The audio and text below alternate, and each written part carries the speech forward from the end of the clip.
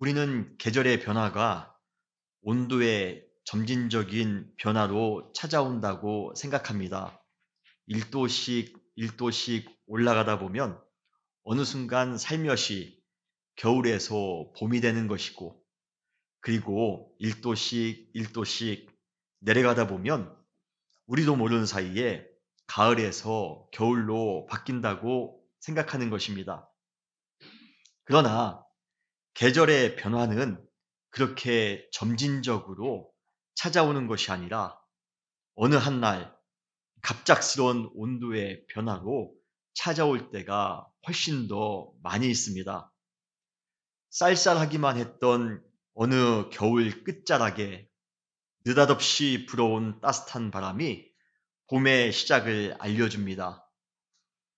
풍만함과 여유로움을 느끼게 해 주었던 가을의 운치 있는 바람이 어느 날 벼락같이 된소리를 몰고 오면서 겨울은 시작됩니다.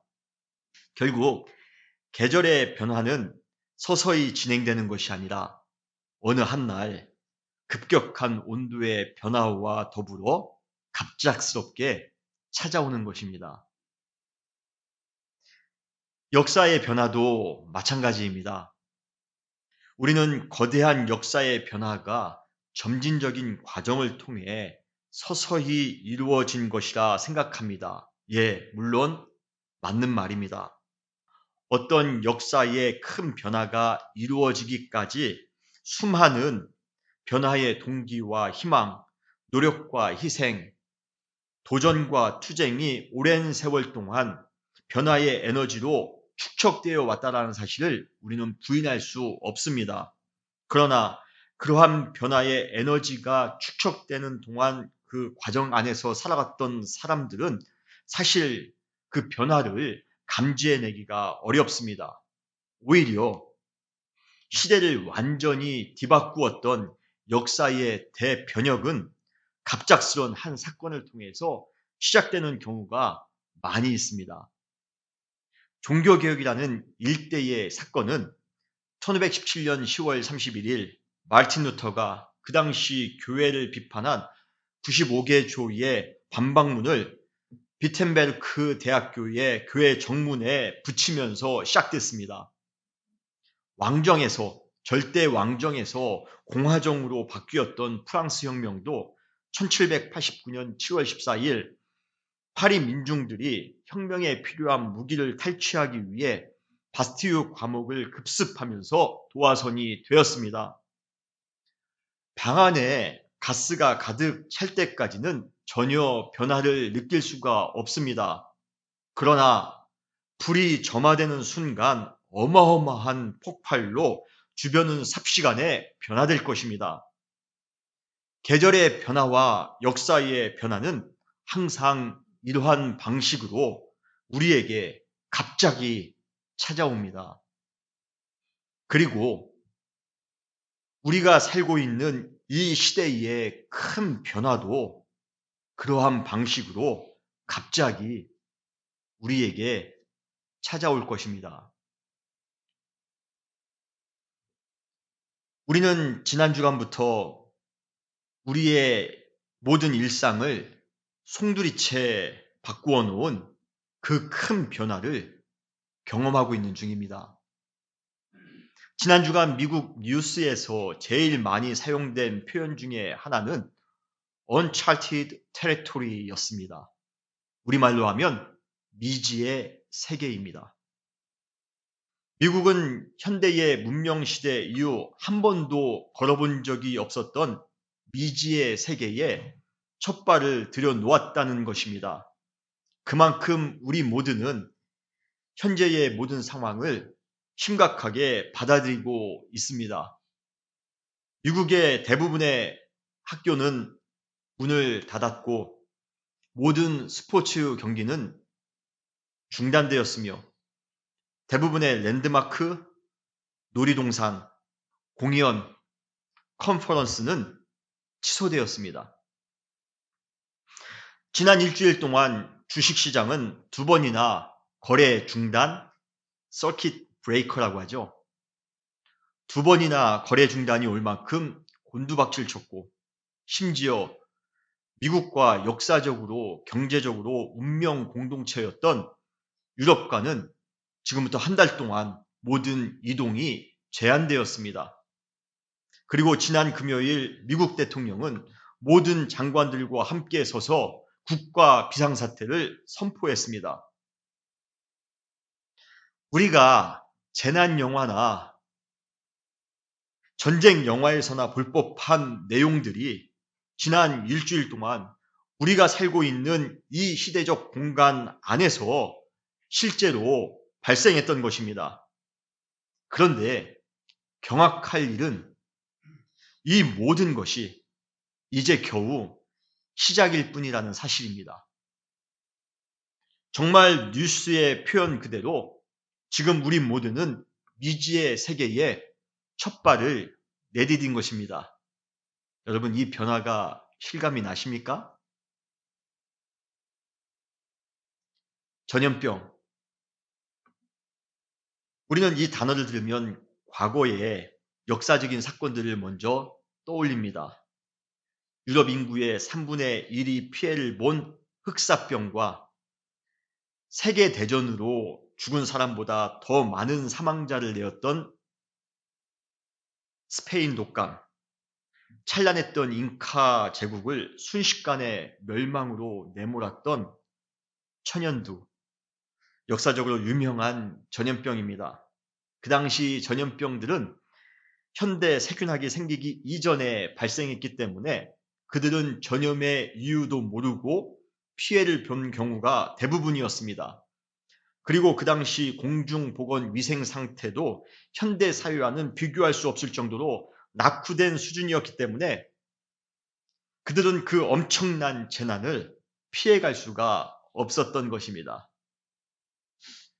그렇다면 지금 우리가 살고 있는 현대 사회는 어떻습니까? 대부분의 현대인들은 발달된 현대 문명에 대한 큰 자부심을 가지고 있습니다.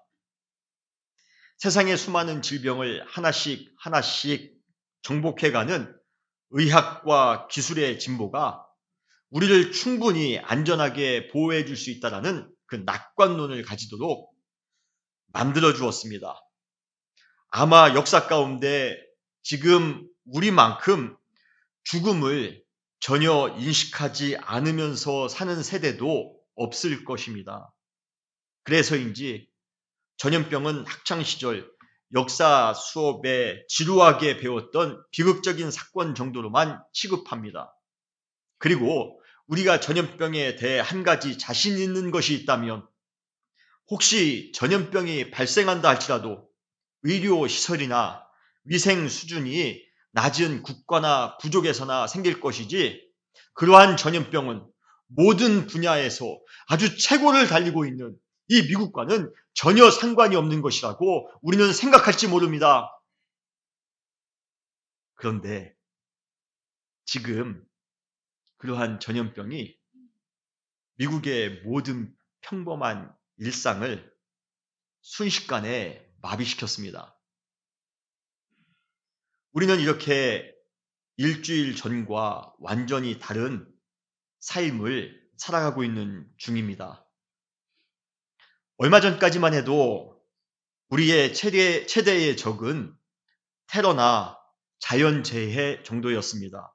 지금까지 우리는 테러를 방지하기 위해 국가 방어 시스템을 갖추는 것에 엄청난 에너지를 투자했습니다.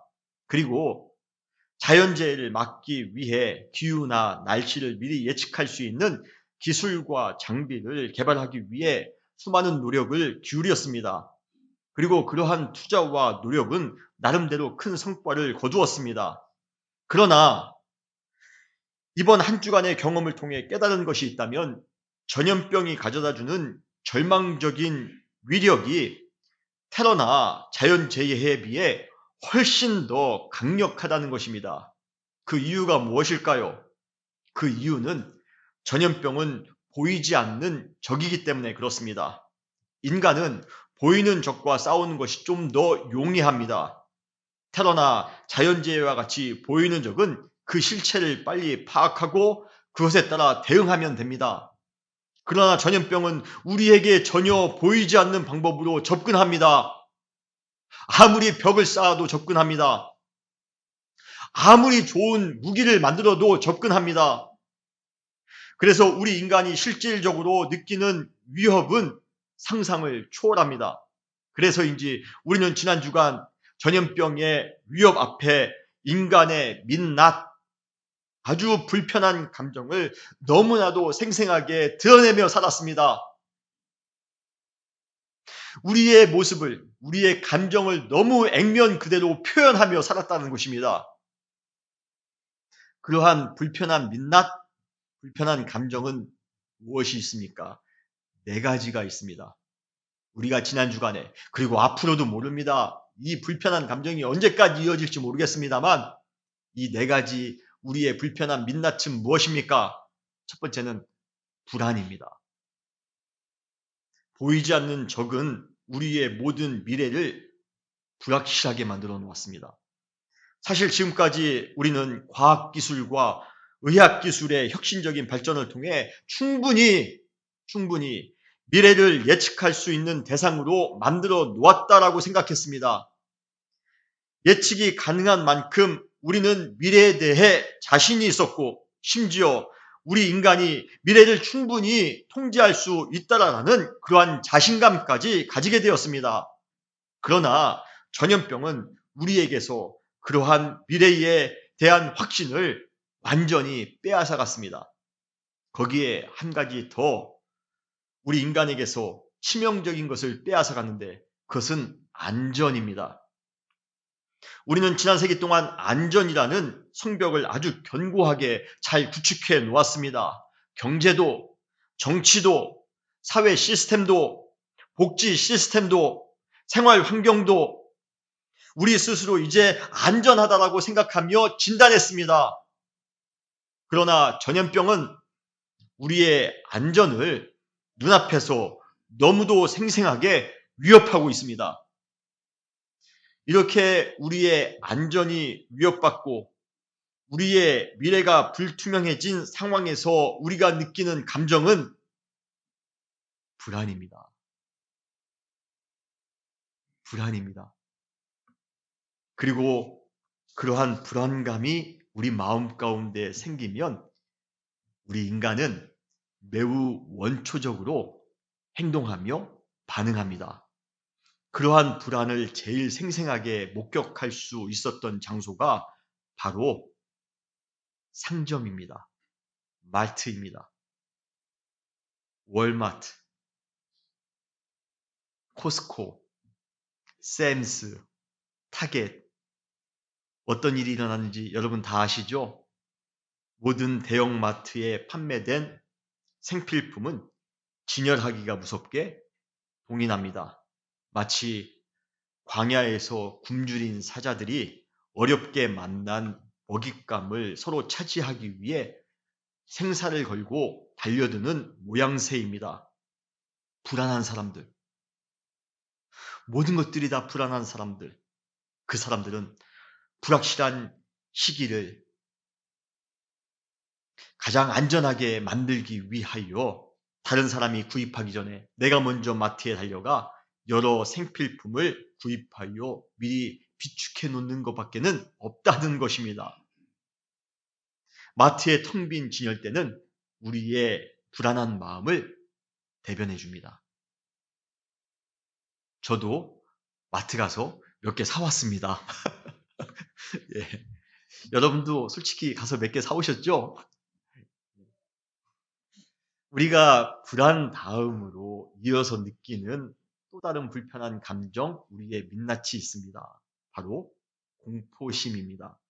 사실 불안과 공포심은 부정적인 감정의 한 패키지입니다. 불안한 감정이 계속해서 가중되어지다 보면 공포라는 감정의 괴물이 우리의 마음에 자리를 잡게 됩니다. 공포는 우리의 모든 삶을 블랙홀처럼 진공 상태로 만들어 아무것도 할 수 없게끔 무기력하게 만듭니다. 그리고 더 무서운 것은 공포는 공격성을 가지고 있다는 것입니다. 자신의 공포감을 다른 사람의 감정 속에 아주 파괴적인 방식으로 전이시키려 합니다. 그래서 공포로 가득한 사회에 억울한 희생자 그룹이 항상 생기는 것입니다.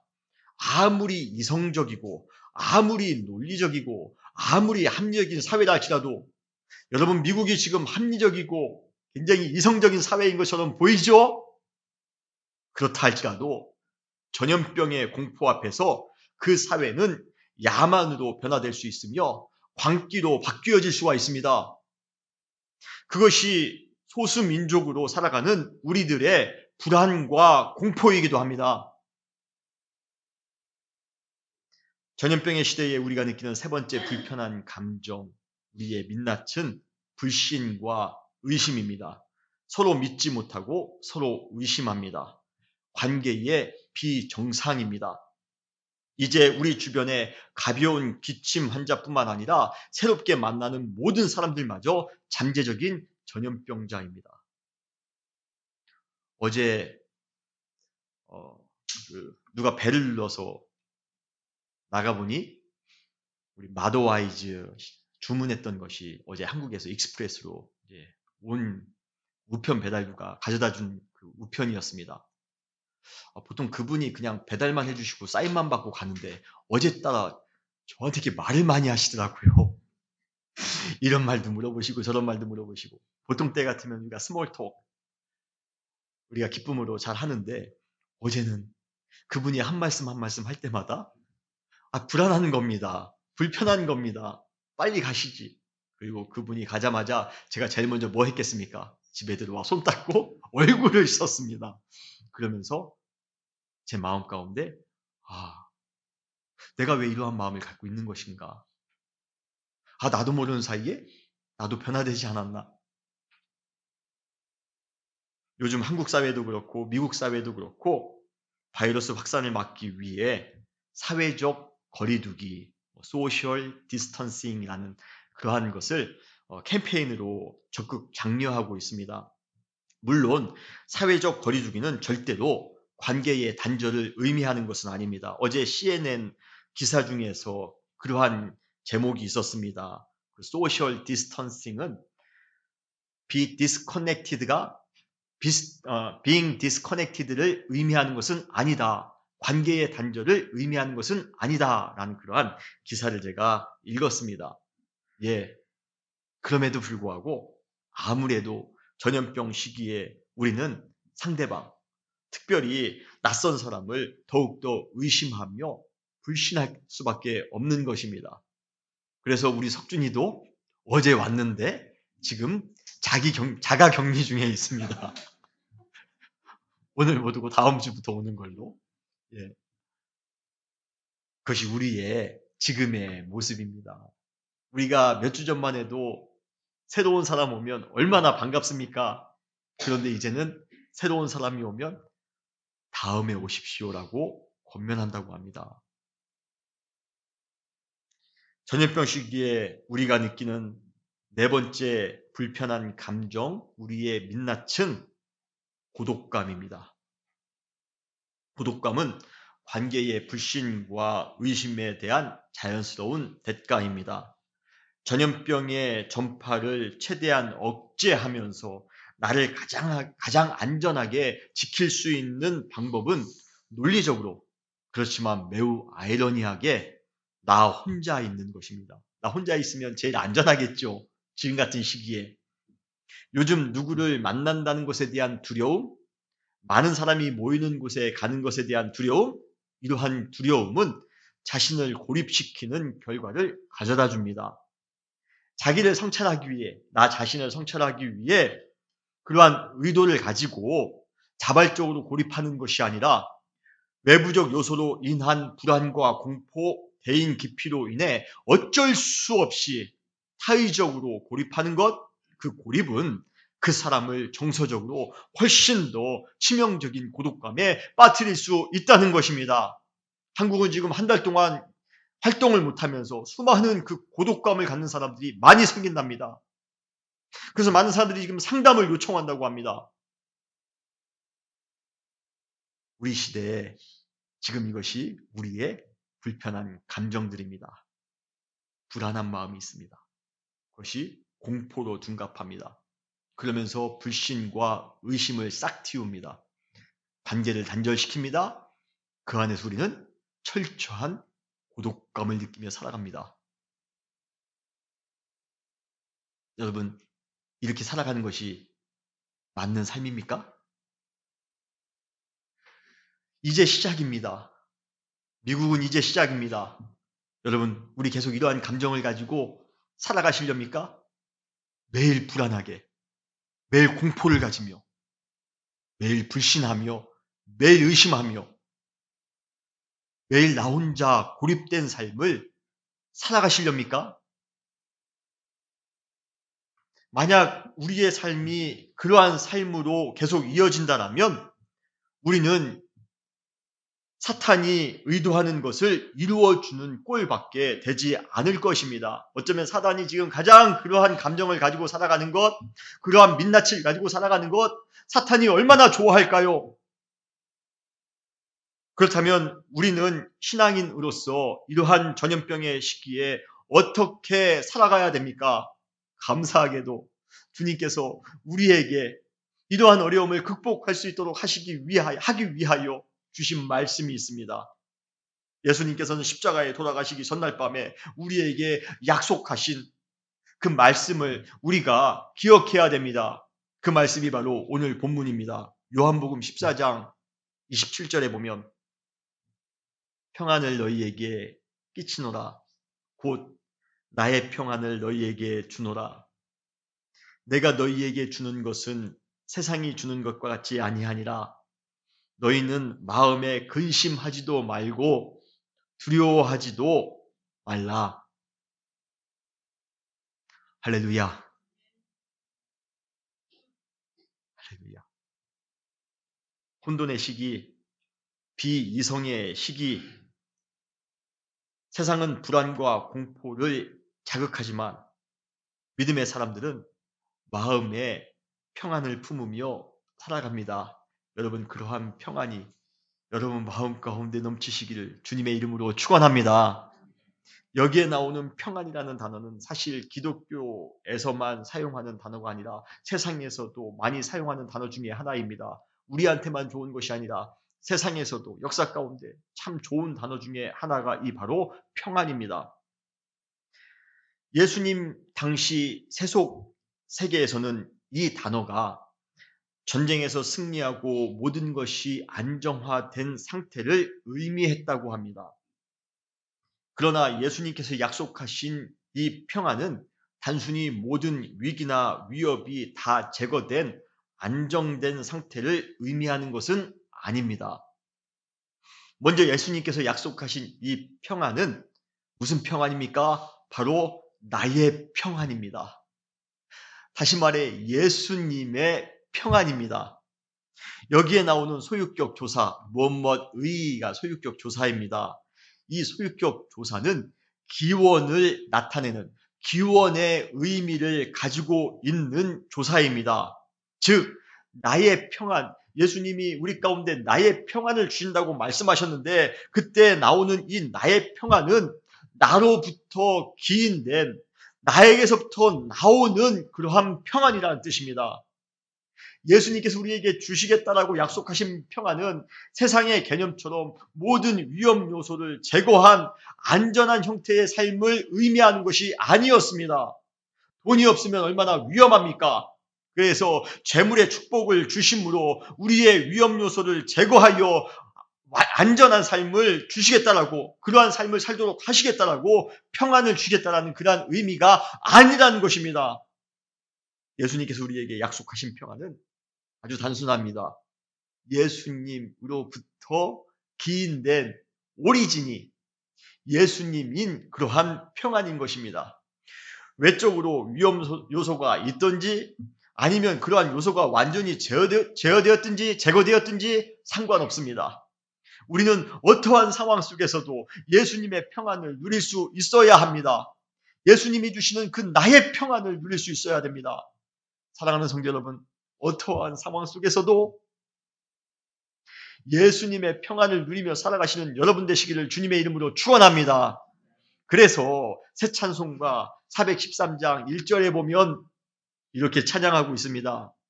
내 평생에 가는 길 순탄하여 늘 잔잔한 강 같든지 큰 풍파로 무섭고 어렵든지 내 영혼은 늘 평안해. 어떠한 상황 가운데에도 우리 안에 주어질 수 있는 평안. 전쟁이 없다고 해서, 돈을 잘 번다고 해서, 인기가 많아졌다고 해서 내 안에 주어지는 평안이 아니라 힘들고 어렵다 할지라도 주어지는 그 평안이 있습니다.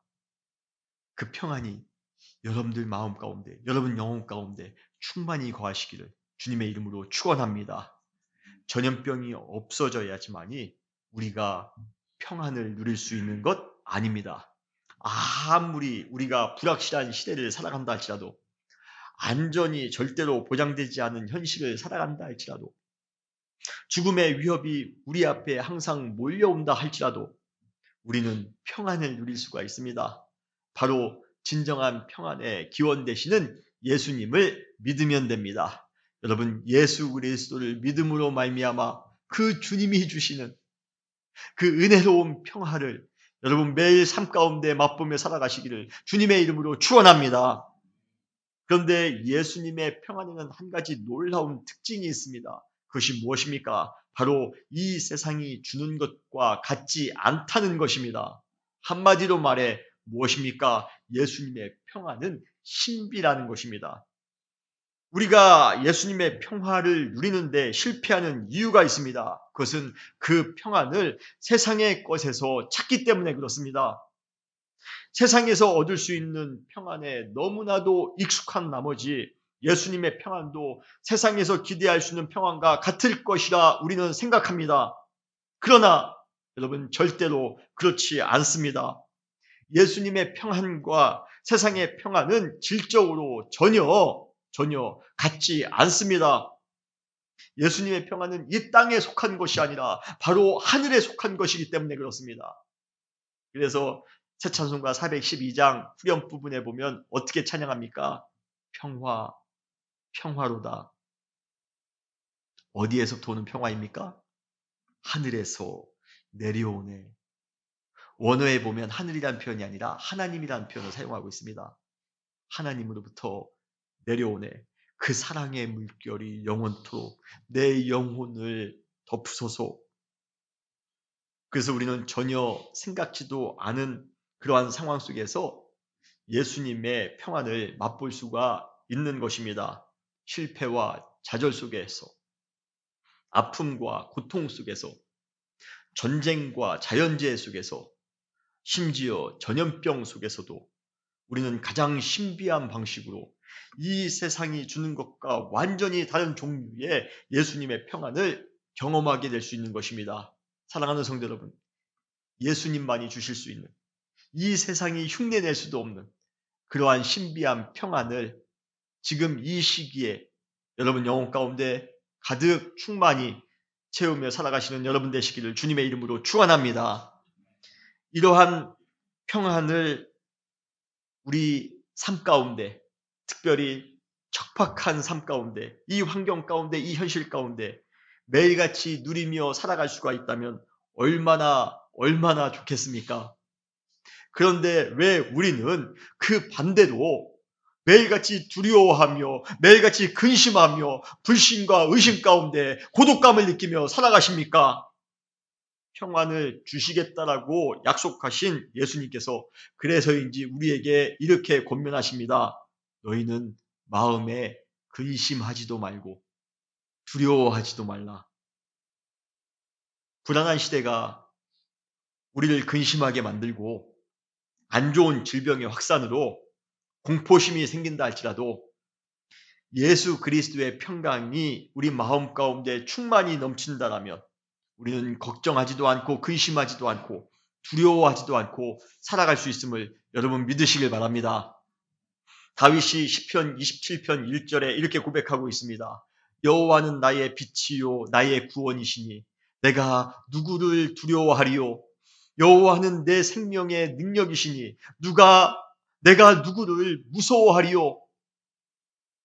그가 그렇게 담대하게 고백할 수 있었던 이유는 무엇 때문입니까? 바로 그 다음 절에 나옵니다. 시편 27편 3절에 보면 군대가 나를 대적하여 진칠지라도 내 마음이 두렵지 아니하며 전쟁이 일어나 나를 치료할지라도 나는 여전히 태연하리로다.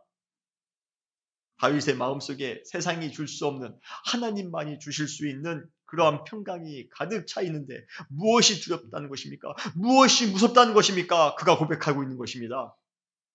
이사야의 하나님께서도 우리에게 이렇게 권면하고 있습니다. 이사야서 41장 10절에 보면 우리가 잘 아는 구절이죠. 우리 한번 이 스크린 보면서 함께 읽어보실까요? 시작. 두려워하지 말라. 내가 너와 함께함이라. 놀라지 말라. 나는 내 하나님이 됨이라. 내가 너를 굳세게 하리라. 참으로 너를 도와주리라. 참으로 나의 의로운 오른손으로 너를 붙들리라. 아멘. 우리가 두려워하지 않을 수 있는 이유는 평강의 근원 되신 하나님께서 우리와 직접 함께 하시기 때문입니다. 그리고 그분의 권능의 오른손으로 우리를 붙잡아 주시기 때문임을 여러분 믿으시길 바랍니다. 우리의 시대가 아무리 불안과 두려움을 조장한다 하지만 우리에게는 그러한 모든 것을 극복할 수 있는 강력한 무기가 있습니다. 그것은 바로 예수 그리스도의 평강입니다.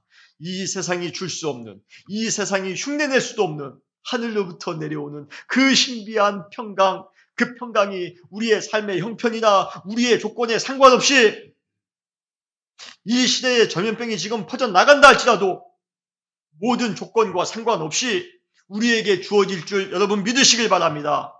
그러므로 우리는 어떠한 상황 속에서도 두려워할 필요가 없습니다. 근심할 필요가 없습니다. 담대하게 주님의 평강을 의지하며 믿음으로 살아가시면 됩니다. 그렇다면 그러한 예수님의 평강을 우리가 어떻게 받을 수가 있습니까? 바로 우리는 성령을 통해 예수님의 평강을 누릴 수가 있습니다. 요한복음 14장에 보면 성령님을 나타내는 특별한 단어를 우리 가운데 소개하고 있습니다. 사용하고 있습니다. 그 단어가 무엇입니까? 바로 보혜사입니다. 헬라어로 파라클레토스라는 그러한 단어인데요. 이 단어를 영어 번역에서는 다양하게 번역해 놓고 있습니다. 컴포터, 헬퍼, 카운셀러. 결국 우리가 믿음의 자녀로 살아가다 보면 힘들 때가 있습니다. 좀 버거울 때도 있습니다. 그러나 그때마다 보혜사 성령님께서 어느 때는 우리에게 위로자 되십니다. 어느 때는 우리에게 돕는 자가 되십니다. 어느 때는 우리의 상담자가 되십니다. 우리가 넘어졌을 때 우리를 일으켜주시는 분이 되십니다. 그래서 우리는 항상 성령 충만한 삶을 살아가셔야 됩니다. 여러분, 우리 안에 예수 그리스도의 평안이 넘치기를 원하신다면 성령님께서 여러분 안에 함께 하셔야지만이 가능한 줄 믿으시길 바랍니다. 그래서 우리는 매 순간마다 성령 충만한 삶을 살아가야 되는 것입니다. 그렇다면 성령님은 어떻게 우리에게 예수 그리스도의 평강을 주시는 것일까요? 성령의 초자연적인 기적과 능력을 통해 우리에게 평강을 주십니까? 아무도 흉내낼 수 없는 성령의 은사, 놀라운 성령의 은사를 통해서 우리에게 평강을 주실까요?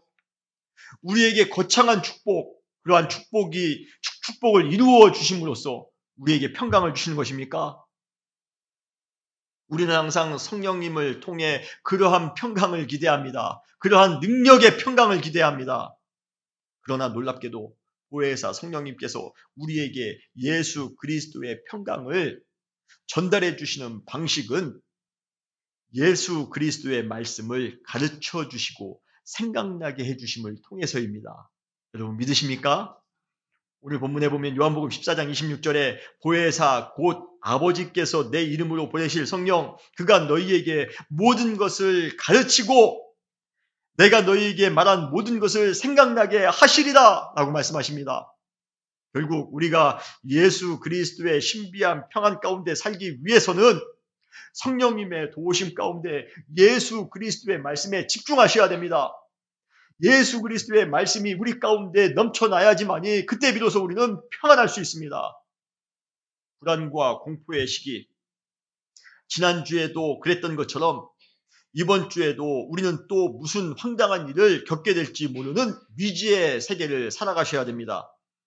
이러한 불확실한 시기를 살아가면서 아직까지도 나 자신만을 의지하며 살아간다면 그것은 완전한 패착입니다. 우리는 이번 주 한 주간 예수님의 평안, 그 평안을 절대적으로 의지하며 살아가셔야 됩니다. 우리의 위로자 되시며 돕는 자 되시는 보혜사 성령님을 온전히 의지하며 살아가시는 여러분 되시기를 주님의 이름으로 축원합니다. 그리고 그 성령님께서 우리에게 주시는 말씀, 그 말씀을 우리가 또 한 번 믿음으로 깨닫는 한 주간이 되시기를 바랍니다. 하나님의 말씀이 여러분 마음 가운데 거하는 그 순간 하나님의 평강도 동시에 여러분 마음 가운데 거하게 될 것입니다. 평안은 가장 신비한 방식으로 그리고 가장 강력한 방식으로 우리의 영혼 가운데 임하게 될 것입니다.